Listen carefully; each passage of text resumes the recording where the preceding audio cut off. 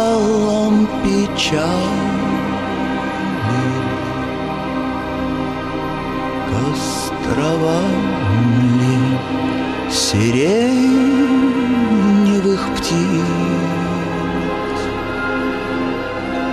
Все равно, где бы мы ни причалили,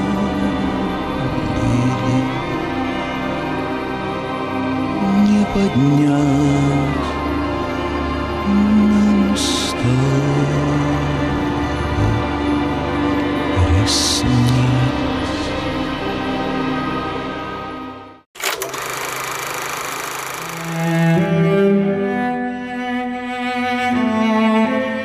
Я вспомню, и что-то должно появиться, как в сумрачной драме развязка.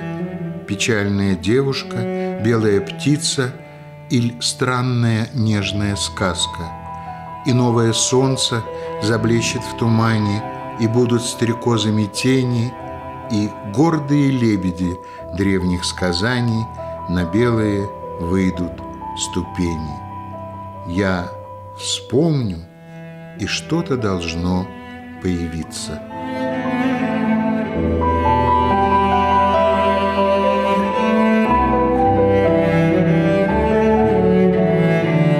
Кто-то из знаменитых художников сказал: «Я просто пишу свои картины, а к какому стилю и направлению они относятся, и что я хотел сказать своей живописью, это уже дело критиков».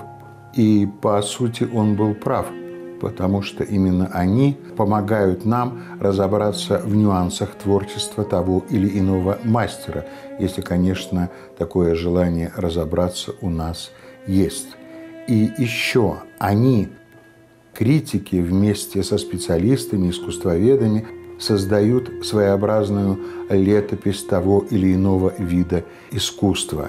Критик – это профессия неблагодарная, потому что творческие люди очень болезненно воспринимают и советы, и замечания, не говоря уже о критике.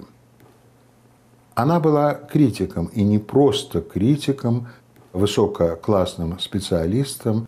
Она жила в своей профессии и жила своей профессией. Это женщина очень непростого характера, умная, талантливая, обаятельная, порой противоречивая в своих действиях. Она доктор искусствоведения, профессор Ольга Федоровна Нечай.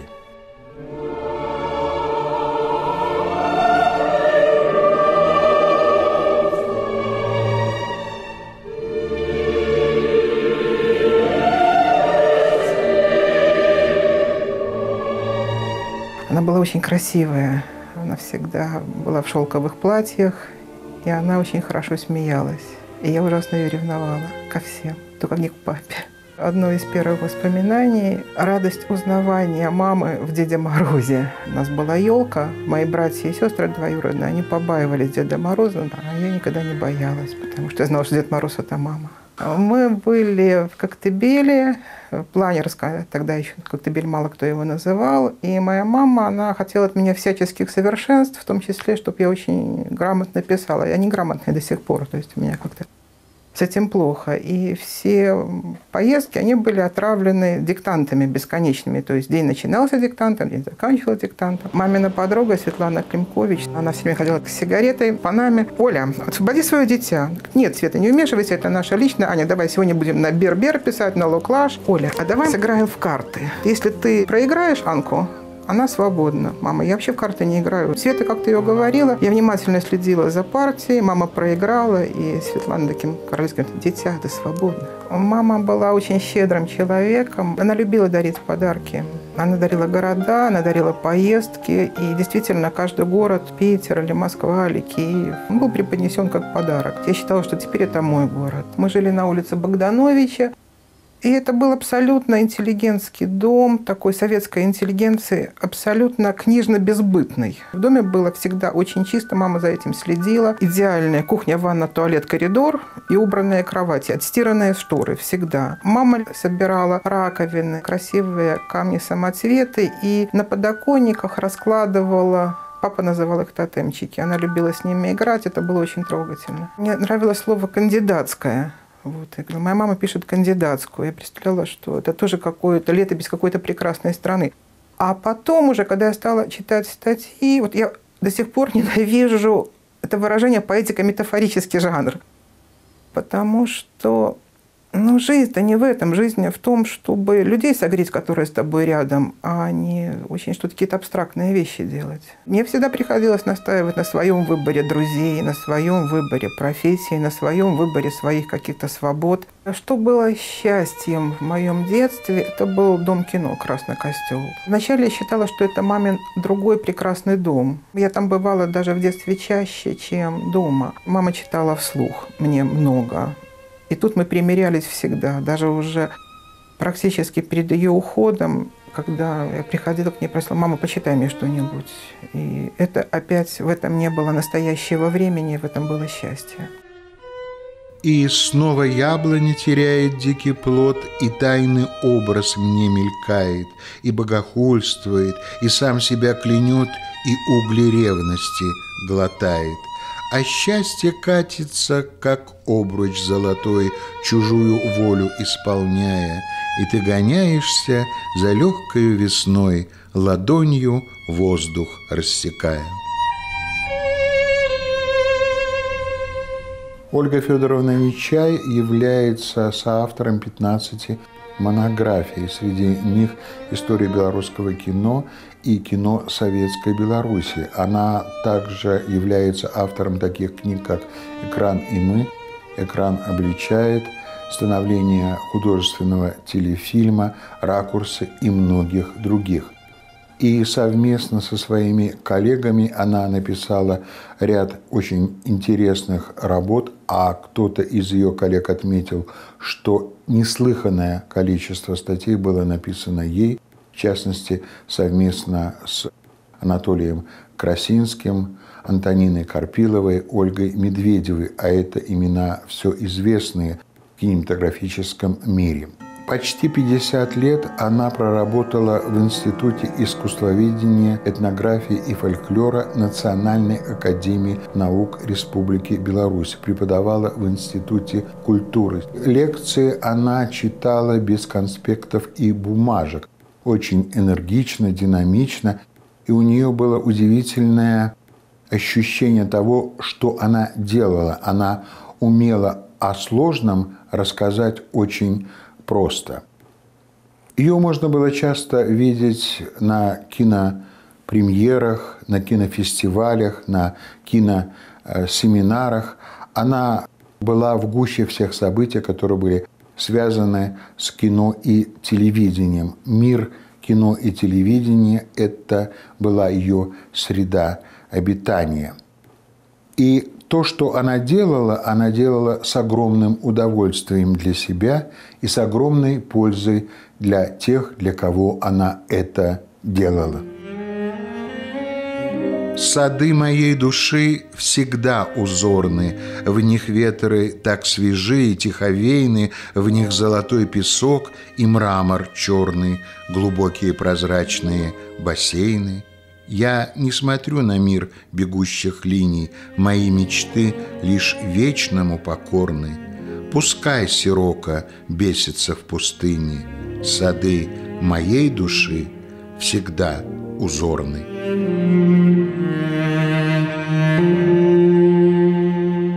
Во мне отошли уже те споры, которые я с ней вела даже после ее ухода. То есть мы помирились. Разбирая фотографии, оставляя самые-самые нужные изображения, я прожила вот эти годы, которые не могу исчислить, я прожила с ней. История, которая пришла ко мне, когда мамы нет, и когда мама опять вернулась. И я была в Чехии, и совершенно случайно я попала это уже была какая-то контора, куда мне нужно было пойти по делу на 6-м этаже в центре Старой Праги.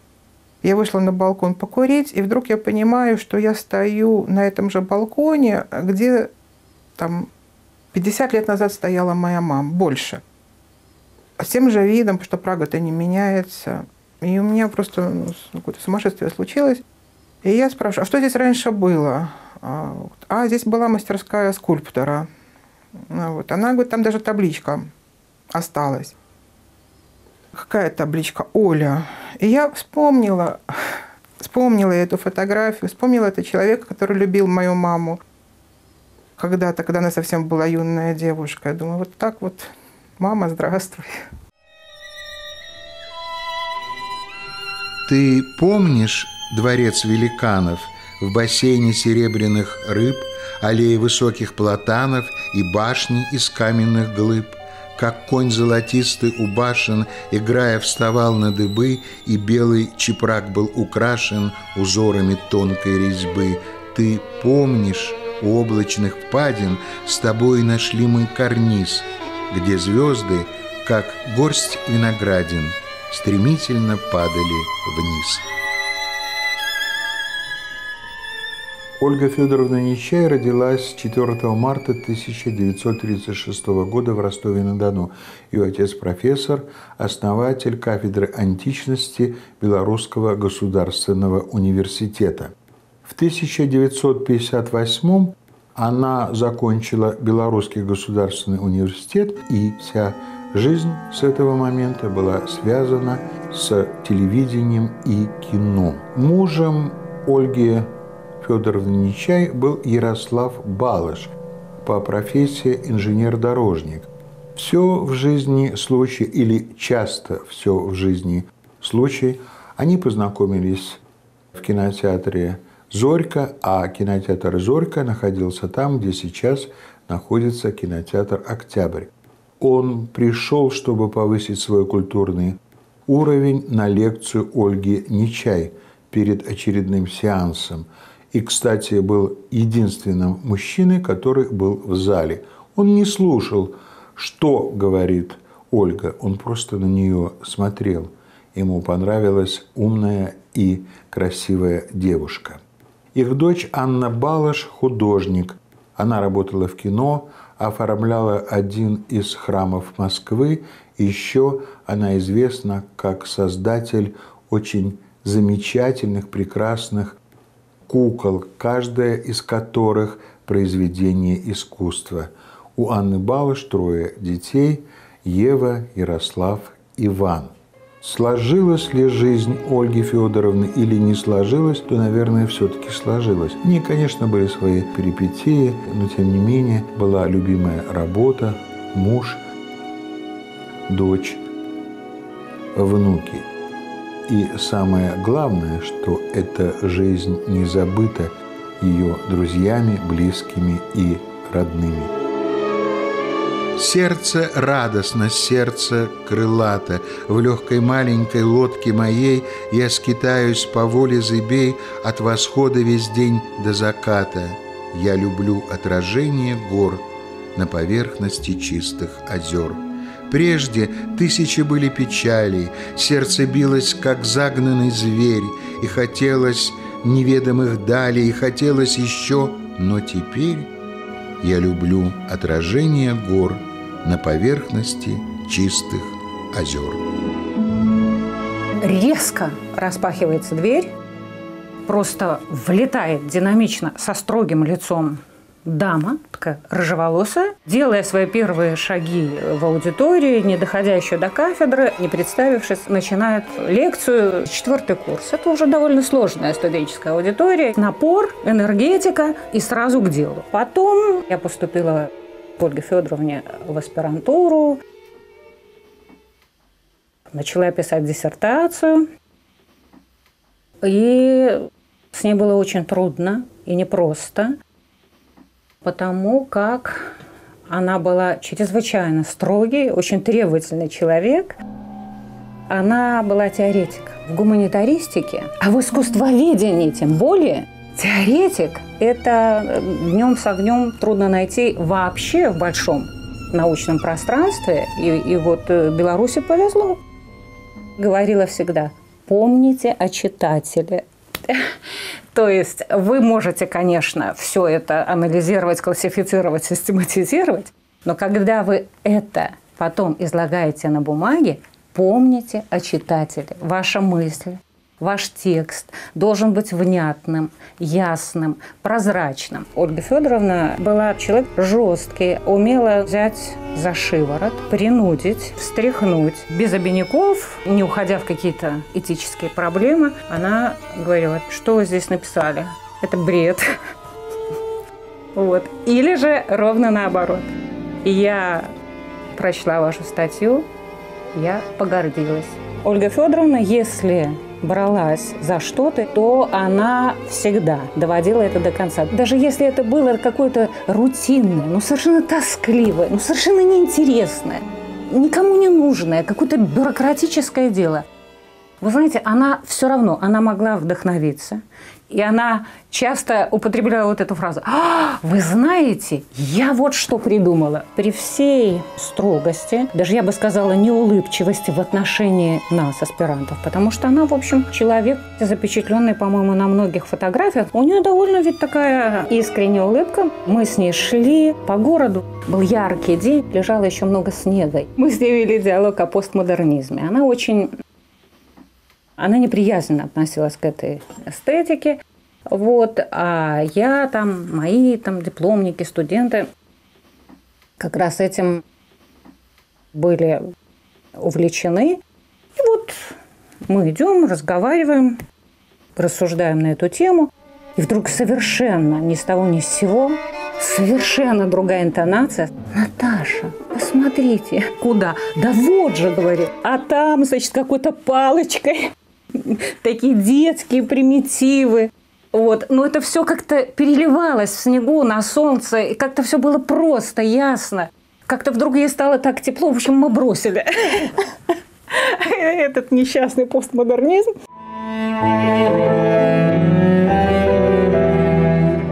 В роскошной бедности, в могучей нищете живи спокоен и утешен. Благословенны дни и ночи те, и сладкогласный труд безгрешен. Несчастлив тот, кого, как тень его, пугает лай и ветер косит, и жалок тот, кто сам полуживой у тени милостыни просит.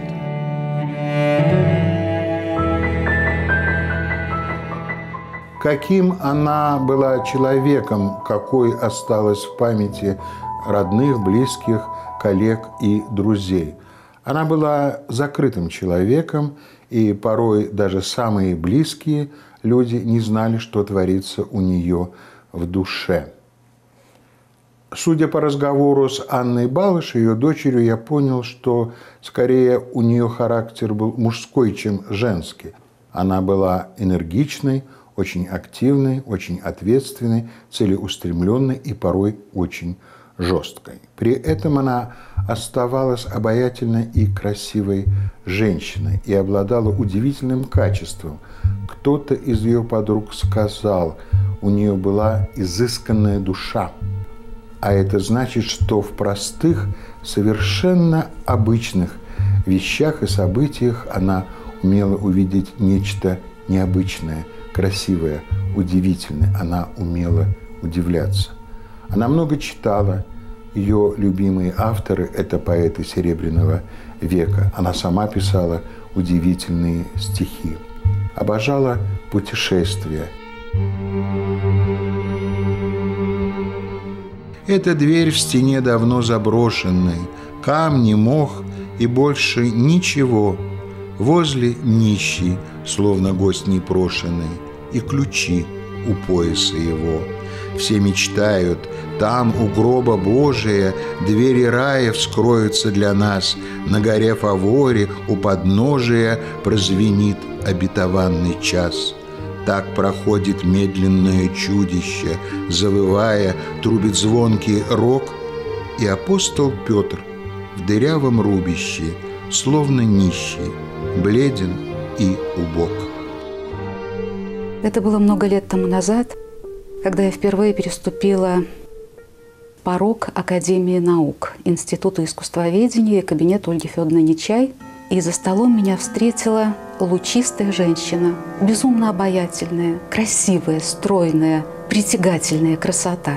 Это первое впечатление осталось у меня, по сути, на всю жизнь. Она всегда умела заворожить собою, своим умом, своим талантом. И это была правда. Она талантлива была во многом. Прекрасный ученый, написавший много книг, которые до сих пор востребованы студентами и аспирантами. А то, что она сделала в Доме кино, когда возглавляла семинар «Искусство кино. Этапы стиля мастера», это вообще уникальное явление, потому что многие люди, которым необходима была эта жажда духовного общения, они, по сути, даже меняли свои судьбы. Я знаю одного такого человека, который, будучи без 5 минут кандидатом медицинских наук, ушел в кинорежиссуру. У нее много было аспирантов, которые защитились, которые сейчас работают в ведущих творческих вузах нашей страны. У нее, разумеется, был непростой путь, личный ее путь и в искусстве, и просто по-человечески. Она переживала разные этапы.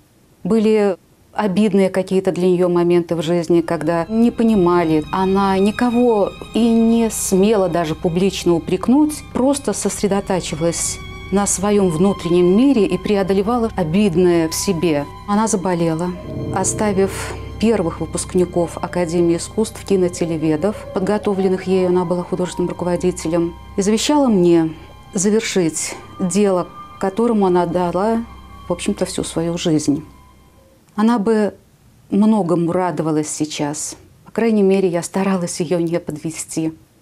По крайней мере, в этом году, Ольга Федоровна, случится первый выпуск кинотеледраматургов. И без ваших усилий этот выпуск точно не состоялся бы. Ее последние годы непростыми были, но я никогда не видела ее в том состоянии, которое могло бы отразиться на ком-то. Она всегда была молчаливо благодарна. Она очень любила образ дерева. Очень. И она мне говорила: Оля, вот вы напишите книгу, и пусть на обложке будет дерево нарисовано. У него есть корни, а это как у человека, он опирается на свою национальную культуру. Есть ствол, по которому текут эти живительные соки, есть листья, которые тянутся к солнцу, к небу, к радости.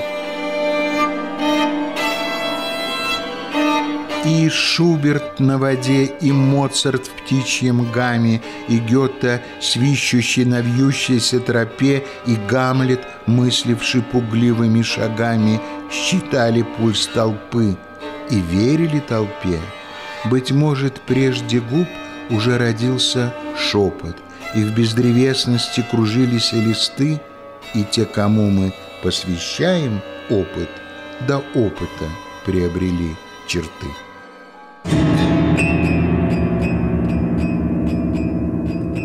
У нее было много друзей, это люди ее круга: Тамара Горобченко, Геннадий Ратников, Ольга Медведева и другие.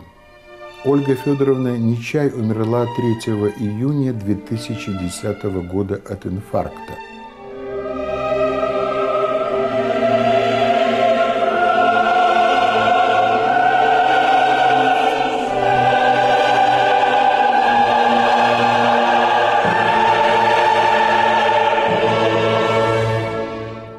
Главным правилом ее жизни было следующее: в каждом дне нужно находить радость и делать дело, которое приносит пользу.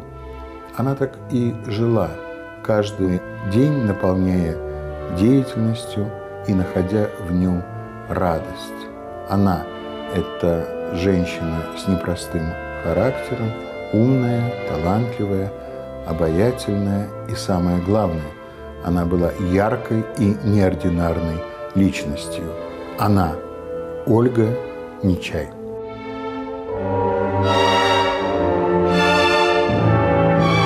Образ твой, мучительный и зыбкий, я не мог в тумане осязать. Господи, сказал я по ошибке, сам того не думая сказать.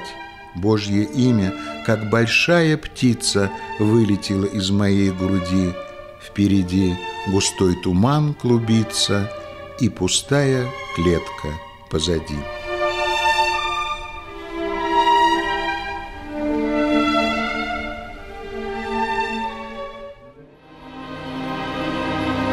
Все равно, где бы мы не причалили,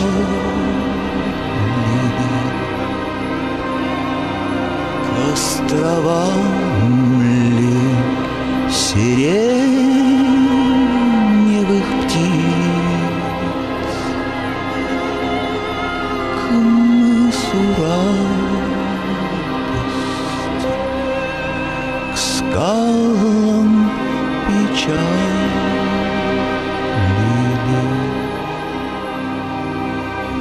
Не поднять нам усталых